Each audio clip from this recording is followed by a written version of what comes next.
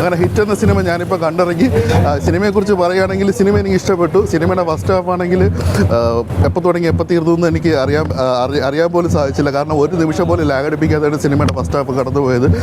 കുറച്ചൊക്കെ background score പോലും ഇല്ല, കുറച്ച് ഡയലോഗ് ഡെലിവറീസ് മാത്രമേ ഉള്ളൂ. അതുപോലെ തന്നെ ഒറ്റ പാട്ട് ഇതിൻ്റെ സിനിമയുടെ ഫസ്റ്റ് ഹാഫില്ല. പേഴ്സണലി ഒരു ടിപ്പിക്കൽ തെലുങ്ക് സിനിമയാണെങ്കിൽ അങ്ങനെ പാട്ടുകൾ കുത്തിക്കയറ്റേണ്ട ധാരാളം അവസരങ്ങൾ ഈ സിനിമയ്ക്കകത്ത് ഉണ്ടായിരുന്നു ഫസ്റ്റ് ഹാഫിൽ.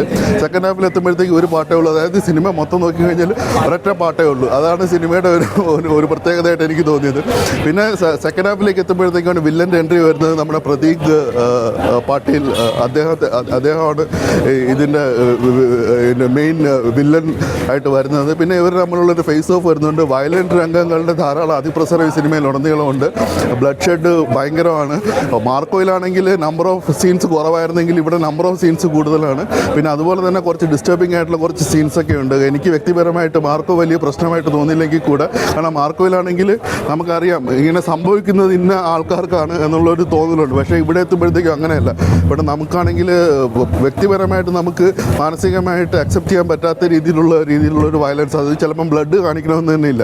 അപ്പം ആ ഒരു സീൻ ഒരുപക്ഷെ ഒഴിവാക്കാമായിരുന്നു എന്ന് എനിക്ക് തോന്നിപ്പോയി. അത് കഴിഞ്ഞിട്ട് പിന്നെ ക്ലൈമാക്സിലോട്ട് അടുക്കുമ്പോഴത്തേക്കും പിന്നെ രണ്ടുപേരുടെയും ഫേസ് ഓഫ് വരുന്നുണ്ട്. അവിടെ മാത്രമാണ് എനിക്ക് ഒരു ടിപ്പിക്കൽ ഒരു ക്ലീഷേ ആയിട്ട് എനിക്ക് തോന്നിയത്, ഒരു തെലുങ്ക് സിനിമയുടെ ഒരു ക്ലീഷേ ആയിട്ട് എനിക്ക് തോന്നിയത്. അത് ഒഴിവാക്കി കഴിഞ്ഞാലല്ല, അത് നമുക്ക് ഒരു നോർമലി അക്സെപ്റ്റ് ചെയ്യാൻ പറ്റുന്ന കാര്യമുള്ളൂ.